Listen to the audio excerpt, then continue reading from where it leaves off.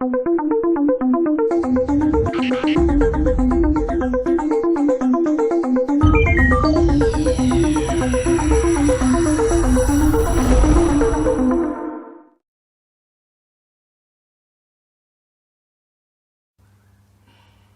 Robin, bonjour. Merci d'avoir accepté cet entretien pour le programme des archives audiovisuelles de l'ESCOM, Maison des sciences de l'homme. J'aurais aimé d'abord vous présenter. Vous êtes directeur de recherche au CNRS, directeur de l'UMR Orient et Méditerranée, directeur du LESA, le laboratoire d'études sémitiques anciennes. Vous êtes membre depuis 2005 de l'Académie des inscriptions et belles-lettres.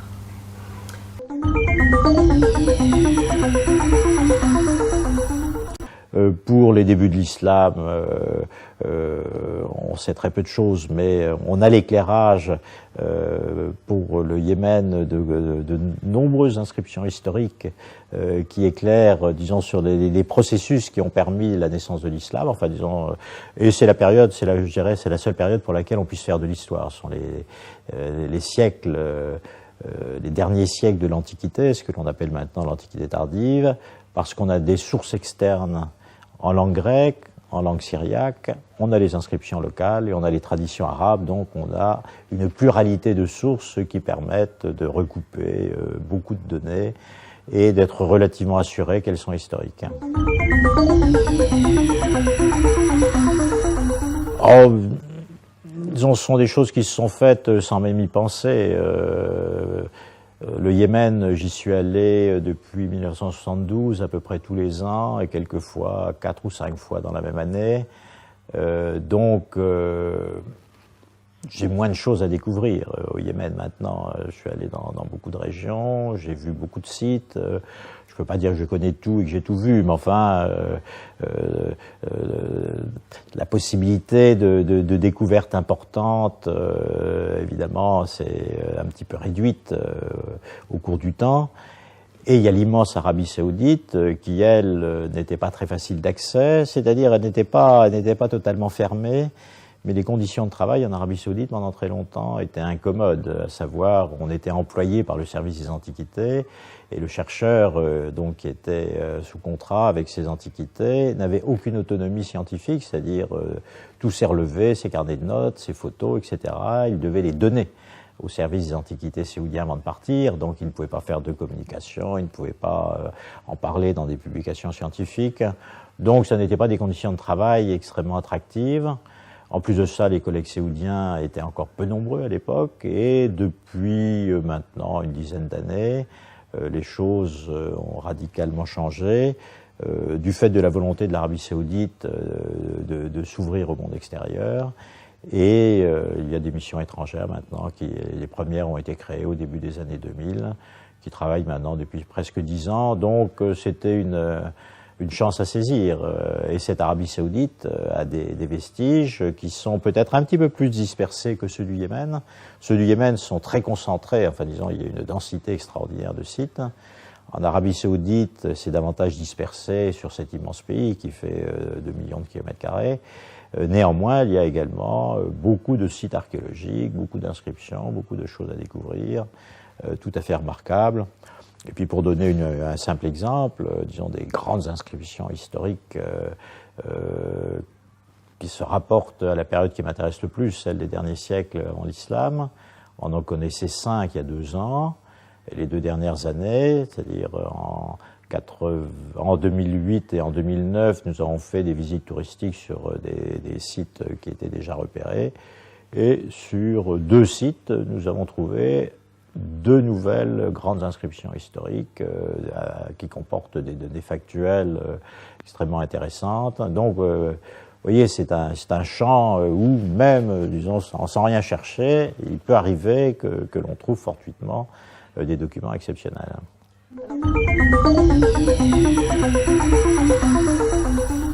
Alors, oui, l'Arabie Saoudite, comme je le dis, c'est un très grand pays. Donc, c'est un pays qui est aussi de formation récente, qui a une centaine d'années. L'ensemble de la péninsule n'a jamais été unifié. Et du point de vue civilisationnel, si on regarde l'actuel territoire de l'Arabie saoudite, il y a 3 pôles de civilisation qui ont joué un rôle important, qui ont rayonné sur l'Arabie saoudite. C'est la Mésopotamie dans le nord-est, la Syrie évidemment dans le nord-ouest, jusqu'à la hauteur de Médine, l'ancienne oasis de Yathrib, et vers le sud, ou le sud-ouest, c'est le Yémen. Donc la civilisation yéménite ne s'arrête pas à la frontière actuelle, parce qu'on peut appeler la civilisation yéménite ce que nous appelons la civilisation sud-arabique, ne s'arrête pas à la frontière de l'actuel Yémen. Elle dépasse de quelques centaines de kilomètres. Donc le sud-ouest de la péninsule, enfin de l'Arabie saoudite, a une civilisation très comparable à celle du Yémen. Et évidemment, pour un spécialiste du Yémen, il est tout à fait intéressant d'aller voir un petit peu du côté saoudien quels sont les vestiges également. Alors ça, c'est le premier point. Donc il y a évidemment de grandes parentés entre la région de Nejran en Arabie saoudite et le Yémen. Par ailleurs, le Yémen a rayonné au-delà à des périodes plus anciennes, en particulier sur les routes caravanières entre le Proche-Orient et donc les zones de production de l'encens et de la myrrhe. Et donc, dans les grandes oasis du nord-ouest de l'Arabie saoudite, on trouve non seulement des colonies de marchands yéménites avec des vestiges qui en datent, en particulier des inscriptions qui sont rédigées dans une langue yéménite, d'une part, mais également des civilisations locales qui sont très, très apparentées à celles que l'on trouve au Yémen, et puis de manière assez légitime, enfin disons, des civilisations de l'Arabie saoudite ont pu influencer à une époque ou à une autre celle du Yémen. Enfin disons, il y a eu des échanges dans les deux sens. Donc il y a une grande parenté, non seulement linguistique, puisque toutes les langues... Alors je ne parle pas d'arabe, puisque à cette époque-là on ne parle pas l'arabe dans la péninsule arabique. On parle une pluralité de langues, y compris des langues très différentes de l'arabe, qui existent encore maintenant. Au Yémen et en Oman, il y a 5 langues qui sont parlées qui ne sont pas de l'arabe. Donc dans l'Antiquité, il y avait également il y avait encore davantage de diversité linguistique qu'il n'y en a aujourd'hui. Et il y avait un certain nombre de langues qui sont très proches de ce qu'est l'arabe à l'époque de Mohammed au 7e siècle, mais qui présentent aussi des différences substantielles, et donc on ne peut pas tout à fait appeler arabe, et qu'on appelle nord-arabique. Enfin, disons, on utilise des termes géographiques pour désigner ces langues, puisque on n'a pas assez d'éléments pour faire de véritables classifications. Donc il y a une parenté linguistique entre ces différentes régions. Il y a évidemment une grande parenté dans le domaine de l'architecture, du répertoire iconographique, des pratiques cultuelles, etc. Et donc c'est intéressant également non seulement d'étudier une civilisation, mais d'étudier les civilisations qui présentent des caractères assez comparables. Donc ça, c'est un premier point, c'est-à-dire quelqu'un qui travaille au Yémen s'intéresse nécessairement à l'Arabie saoudite, quelqu'un qui travaille en Arabie saoudite ne peut pas ne pas s'intéresser au Yémen. D'autre part, l'Arabie saoudite, évidemment le berceau de l'islam, dans 2 villes, la Mecque, qui est la ville d'origine de Mohammed, le prophète de l'islam, et Médine, qui est la ville, ou l'oasis, où il a fondé la petite principauté théocratique qui ensuite a réussi à unifier l'ensemble de l'Arabie, à conquérir ce vaste empire, comme on sait, qui va de l'océan Atlantique jusqu'à l'Asie centrale.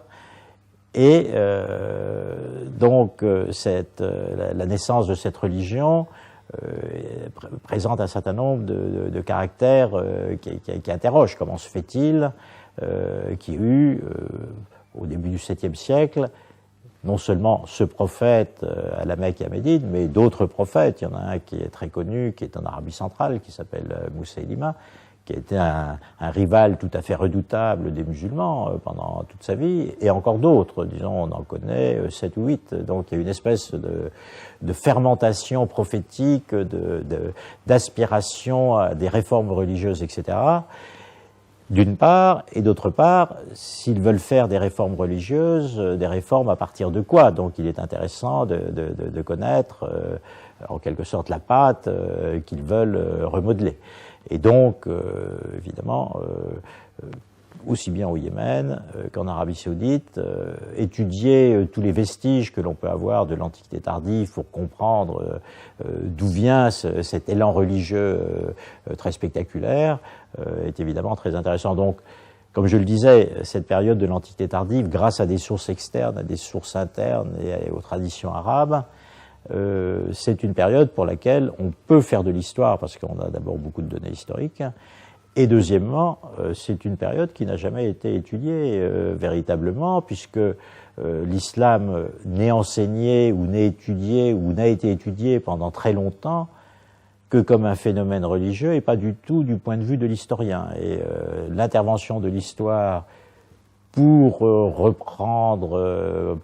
mieux comprendre le texte coranique, c'est-à-dire le texte coranique par les spécialistes du XIXe siècle et jusqu'à l'époque actuelle, c'est le texte qui a été élaboré par la tradition et composé, enfin disons, enfermé dans un corpus qui est pris comme un tout. Or, on peut, en fait, en reprenant les manuscrits du Coran, établir une histoire du texte. On a des éléments, mais personne ne s'y intéressait jusqu'à présent. Le français François Desroches est le premier, et donc nous avons des projets pour essayer de dater les manuscrits, de faire une chronologie de ce texte coranique. Donc ça, c'est un premier élément. Le deuxième élément qui est tout à fait intéressant, c'est évidemment de mieux connaître le contexte social et religieux qui dominait en Arabie à l'époque de Mohammed ou pendant les générations qui précèdent. Et ça, c'est un domaine entièrement nouveau qui était totalement inaccessible à nos prédécesseurs. D'abord parce que l'Arabie était fermée, parce qu'on n'avait pas de carte, parce que le pays était très mal connu. Donc on avait évidemment pas mal de sources de répertoire géographique, etc. Mais la construction était beaucoup plus difficile qu'elle ne l'est maintenant, quand on a la possibilité de connaître le terrain, de disposer de photos aériennes, photos satellites, cartes géographiques, listes toponymiques, etc. Alors évidemment, disons, notre démarche est beaucoup plus modeste que ces perspectives grandioses, puisque à partir du moment où ça s'attaque à un problème considérable, il faut mobiliser des spécialistes d'un grand nombre de secteurs. Notre travail en Arabie Saoudite, pour le moment, il est simplement de faire des relevés, d'abord des prospections épigraphiques, c'est-à-dire de visiter des régions qui ont déjà été signalées, d'en visiter d'autres qui n'ont jamais été explorées. Et il y en a pas mal, ça d'une part. Donc là, je parle du désert et des itinéraires sur lesquels se déplaçaient les caravanes dans le passé, qui sont jalonnés en général d'inscriptions, de petits textes incisés sur les rochers qui commémorent un passage. Il peut y avoir des petits sanctuaires de divinités polythéistes, on en a trouvé un tout à fait intéressant, etc. Donc ça, c'est un premier groupe de textes. Il y a d'autres textes qui sont plutôt à l'écart des routes caravanières, dans des wadis qui rentrent dans la montagne, qui ont été visités par des pasteurs, des éleveurs, parce qu'il y avait des ressources en eau. Donc c'est un autre type de texte rupestre que l'on trouve dans ces zones-là. Donc ça, c'est un premier volet de nos recherches en Arabie Saoudite, qui sont donc des promenades à la campagne ou dans le désert en plein air. Donc c'est un petit côté également de vacances au soleil. Et puis de relever sur certains sites archéologiques qui sont étudiés par les Saoudiens, mais les Saoudiens n'ont pas toujours tous les spécialistes nécessaires. Donc, par des moyens électriques, essayer de faire des relevés des structures en sous-sol, ou alors des relevés architecturaux, etc. Et puis à terme, donc ça c'est notre mission dans le sud de l'Arabie Saoudite. Il y a d'autres missions qui sont dans le nord de l'Arabie Saoudite, françaises, y compris de l'UMR, qui fouillent de grands sites dans le nord-ouest de l'Arabie Saoudite. Donc ça n'est pas vraiment mes recherches, mais enfin disons ce sont des recherches de l'UMR. Et voilà, disons, les deux grandes orientations. Donc, la relation avec la compréhension d'évolutions historiques qui ont pu amener à la naissance de l'islam, disons, se traite dans le cadre de ces programmes de manière, disons, évidemment, un petit peu périphérique, puisque la grande fouille de Medain Saleh, bon, disons, on fouille un site et il n'y a que des vestiges superficiels et en général extrêmement peu de la période 5e, 7e siècle, qui n'a guère été repérée en Arabie jusqu'à présent de manière curieuse, parce que peut-être on ne sait pas bien la reconnaître. Et puis en ce qui nous concerne, eh disons, on fait des relevés de tous les textes qui se trouvent sur les rochers, et pas simplement de ceux qui peuvent se rapporter à la période finale. Mais mon intérêt personnel est plus tourné vers les derniers siècles de l'histoire de la péninsule arabique et le début de l'islam, enfin les textes arabes les plus anciens. Ben, disons, il y a beaucoup, comme je le disais, il y a beaucoup d'interrogations sur la situation, en particulier la situation religieuse dans la péninsule arabique à la veille de l'islam, puisqu'on a une vision à travers la tradition musulmane qui est une région où domine le polythéisme et une forme relativement dénaturée presque de polythéisme, qui n'a plus guère de temple, qui n'a plus guère, en tout cas qui n'a plus de clergé, où les sanctuaires sont des sanctuaires du désert, très modestes dans leur apparence, pas de véritable construction, un simple gardien, et si on veut prévoir ou interroger la divinité d'abord ou avoir des réponses sur l'avenir, des procédés d'interrogation de Mansi extrêmement rudimentaires, en lançant des flèches ou des choses de ce genre-là. Donc ça, c'est la vision dominante chez les islamisants de la péninsule arabique à l'époque de Mohammed, qui est totalement en contradiction avec ce que l'on peut observer à partir des sources archéologiques qui montrent que le christianisme est dominant dans le Golfe Persique, puisque les seuls sanctuaires que l'on ait trouvés dans le Golfe Persique sont tous des sanctuaires chrétiens. Il n'y a pas de temple, il n'y a pas de synagogue, il n'y a rien. Et dans l'Arabie occidentale, contraste assez fort entre le nord-ouest et le sud-ouest, c'est-à-dire la région qui part de la Jordanie et qui va jusqu'à Médine au nord-ouest, et au sud-ouest, la région qui part du Yémen, enfin disons que le Yémen et Nejran. Ces deux zones-là sont des zones où toutes les élites sont converties au judaïsme, et ça n'est que dans une zone intermédiaire entre Médine et puis une région de 300 km au nord du Yémen, où l'on a encore un paganisme qui survit, mais qui est déjà extrêmement affaibli. Et on le voit très bien, par exemple, dans les traditions qui décrivent l'intérieur de la Kaaba, le sanctuaire de la Mecque, qui évidemment est un sanctuaire polythéiste à cette époque-là. Donc je me situe vers 700, enfin, jusqu'à la conquête de la Mecque par Mohammed, disons peu de temps avant sa mort. Et à l'intérieur de la Kaaba, donc on nous dit qu'il y a une image de Marie, des anges, etc. Donc on voit qu'il y avait déjà une certaine influence ou une certaine tentation de syncrétisme en essayant de concilier les vieilles religions traditionnelles avec les religions qui étaient devenues dominantes, comme je le disais, le christianisme plutôt en Arabie orientale, le judaïsme en Arabie occidentale, avec, disons, ce petit complément, c'est que le Yémen a eu des rois chrétiens pendant environ 60 ans, 70 ans, et que ces rois chrétiens du Yémen ont dominé une très grande partie de la péninsule arabique, au moins pendant quelques dizaines d'années, on ne sait pas très bien, mais donc ont dominé la Mecque et Médine.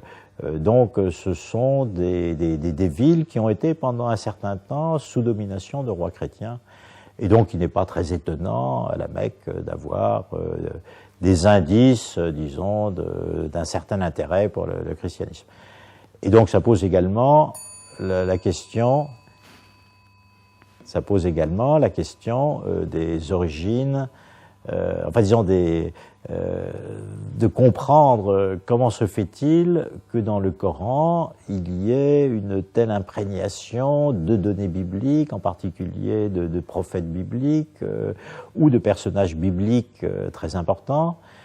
Mais le Coran n'est pas un décalque de l'Ancien Testament, c'est-à-dire les grands prophètes de l'Ancien Testament, de la Bible hébraïque, n'apparaissent que de manière très marginale dans le Coran. Disons, les grandes figures, c'est Abraham, c'est Moïse, disons pour le Nouveau Testament, c'est Marie, etc.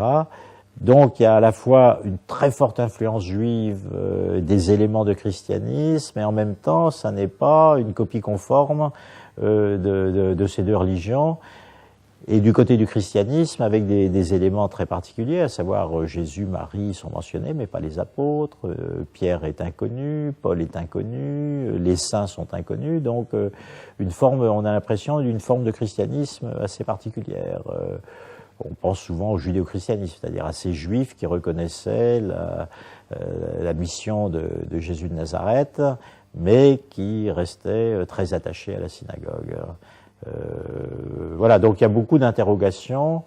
Alors évidemment, ce ne sont pas simplement nos missions archéologiques qui vont aider à les résoudre, mais on voit que l'arrière-plan est très différent de celui que l'on imaginait en étudiant uniquement les sources arabo-musulmanes, qui ont été remaniés dans un sens apologétique, puisque si les théologiens musulmans présentent l'Arabie pré-islamique comme principalement polythéiste, etc., c'est pour montrer, pour établir un contraste très fort entre une Arabie dans la déchéance et la misère, l'isolement, etc., et ensuite une Arabie qui se convertit à la vraie foi, qui reconnaît Dieu, qui se soumet à son messager, etc., et qui remporte des succès tout à fait considérables, puisque non seulement le pays s'unifie, mais parvient à conquérir et à abattre un grand empire, à abattre l'empire perse et à conquérir une grande partie de l'empire byzantin et à s'étendre sur des territoires absolument immenses. Donc cette vision traditionnelle et que l'on trouve dans tous les manuels de l'Arabie pré-islamique, celle des sources arabes, ne correspond pas du tout à la réalité, mais est une vision de théologiens qui étaient embarrassés d'expliquer que Mohammed s'était heurté surtout à des juifs, à des chrétiens, ou à d'autres mouvements comme celui de Mousselima qui était monothéiste, parce que dans l'Empire qui avait été conquis, beaucoup de musulmans étaient d'origine juive ou d'origine chrétienne, etc.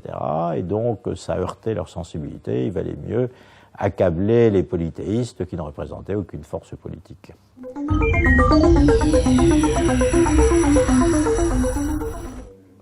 On peut dire, en fait, je ne suis pas le seul à le faire, mais disons, notre génération est la première à essayer de faire rentrer l'histoire dans la reconstruction des origines de l'islam, alors que la vision traditionnelle est beaucoup plus tournée vers l'histoire des idées, la construction de la doctrine de Mohammed, etc.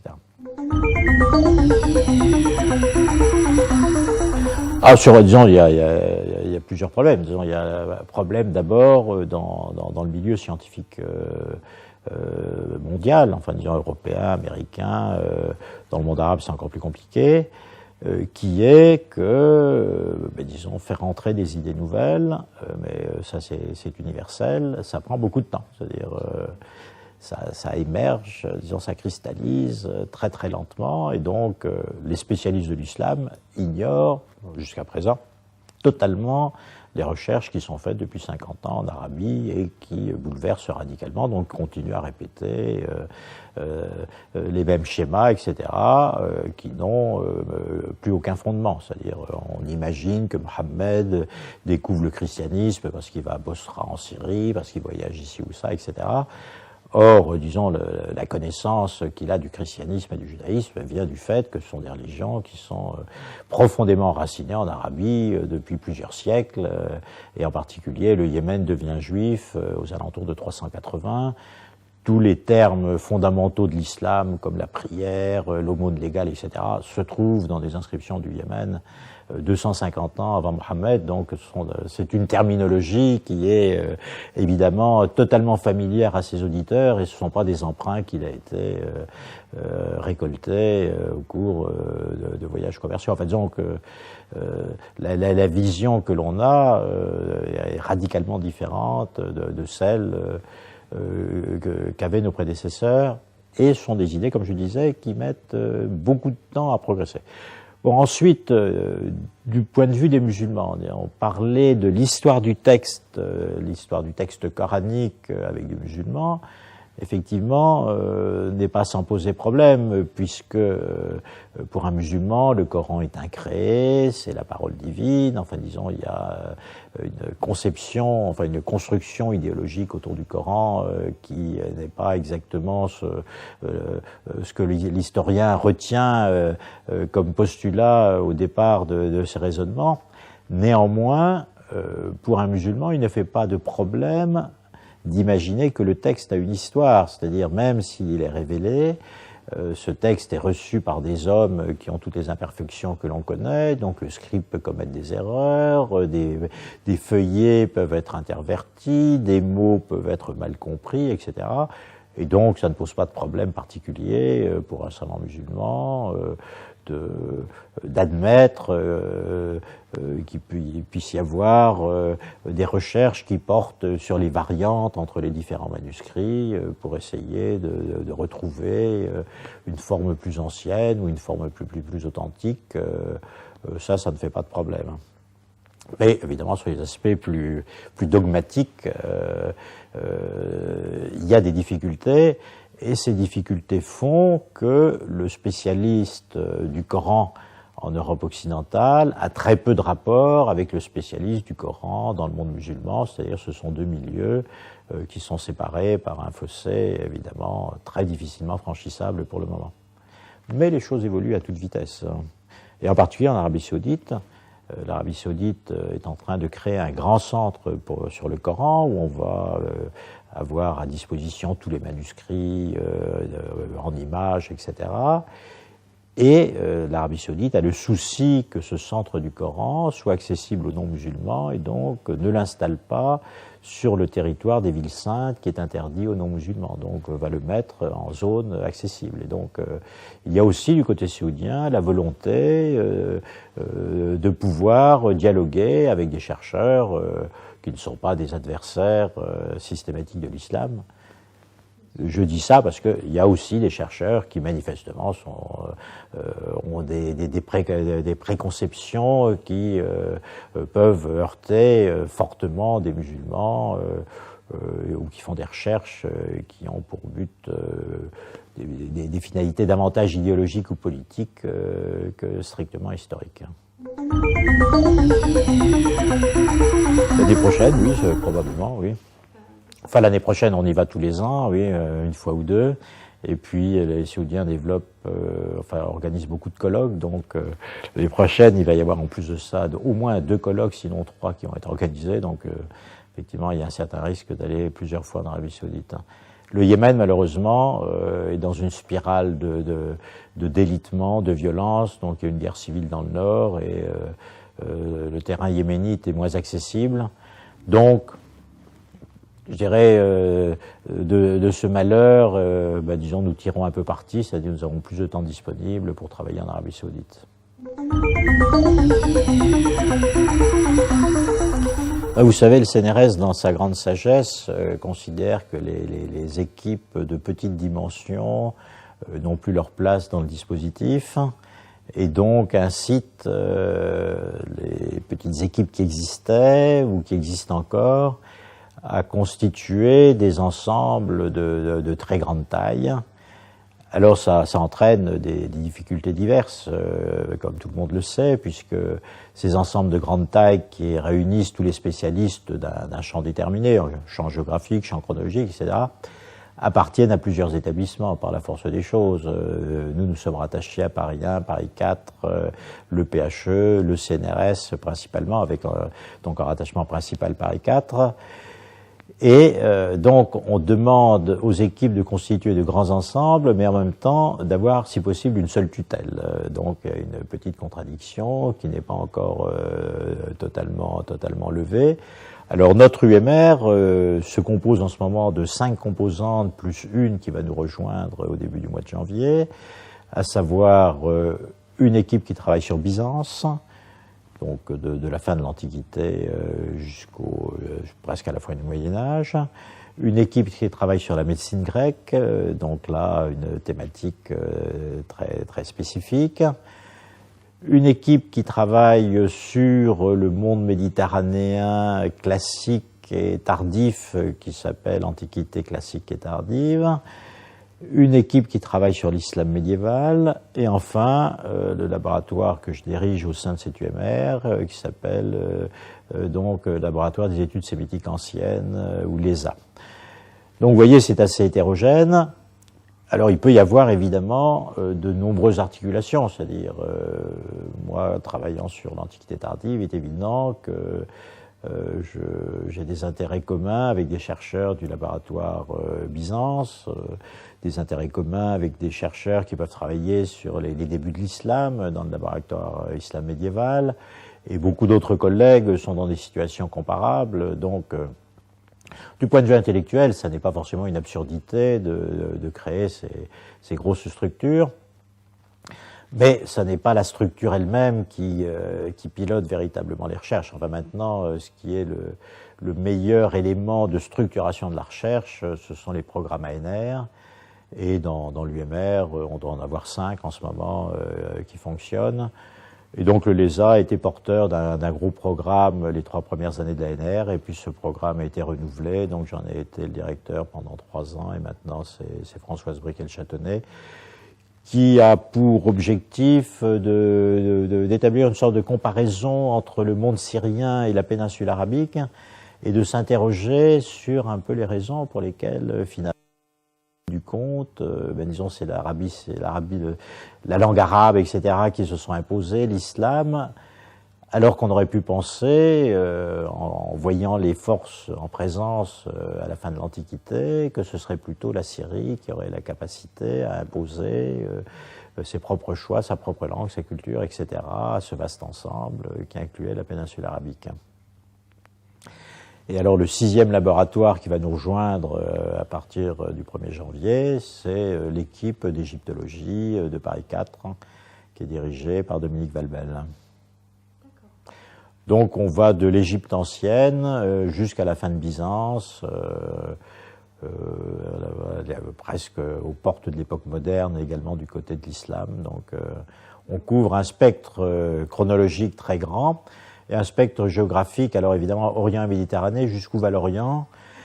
Disons, il a guère de limite quand il s'agit du syriaque, etc., puisqu'on trouve des inscriptions syriaques au cœur de la Chine, en Inde, etc. Donc nos intérêts vont effectivement pratiquement de la rive du Pacifique, ou presque, jusqu'à l'Atlantique, et puis de l'Éthiopie jusque je ne sais où, au nord de Byzance, disons, ça va jusqu'aux steppes de l'Europe centrale, de l'Europe orientale, de l'Asie centrale, etc. Donc on a des chercheurs qui travaillent donc là aussi sur une zone géographique considérable. Ça exclut l'Amérique. Oui, oui. Donc ça n'exclut pas que d'autres laboratoires viennent vous rejoindre? Là, ça dépend un petit peu de nos tutelles. Hein, oui, c'est tout à fait possible que des américanistes nous rejoignent, parce qu'il y en a à Paris 4. Et donc...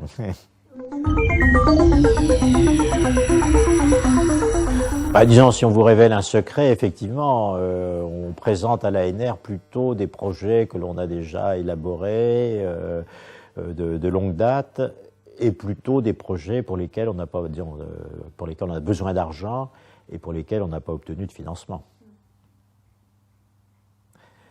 L'ANR permet d'avoir des moyens dont on n'avait pas l'idée il y a quelques années, et donc de monter des opérations beaucoup plus ambitieuses que ce que l'on pouvait faire il y a encore quelques années. Alors la difficulté, c'est qu'effectivement, les projets ANR sont le plus souvent enfin, au moins comme je les conçois, une idée, c'est-à-dire un projet intellectuel, et puis on réunit un petit groupe de chercheurs qui va travailler intensément pendant 3 ans, 4 ans sur cette thématique.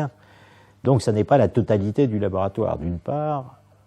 Sur un projet ANR, ça n'est qu'une petite partie.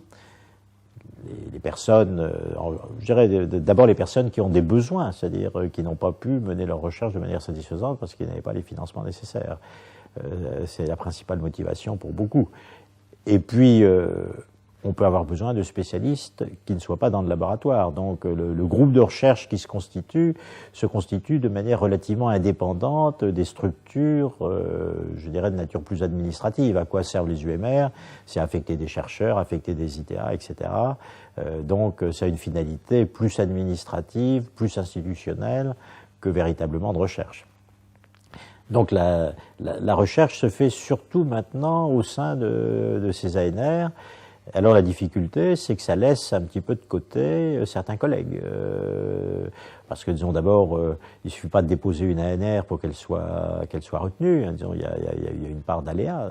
Quelquefois, il y a de bons projets qui ne sont pas retenus. Je dirais même, il y a quelquefois des projets qui sont moins, ou qui pour le spécialiste apparaissent moins convaincants et que l'ANR retient, parce que, disons, tout ça dépend des expertises qui sont faites. Il y a une petite part d'aléas.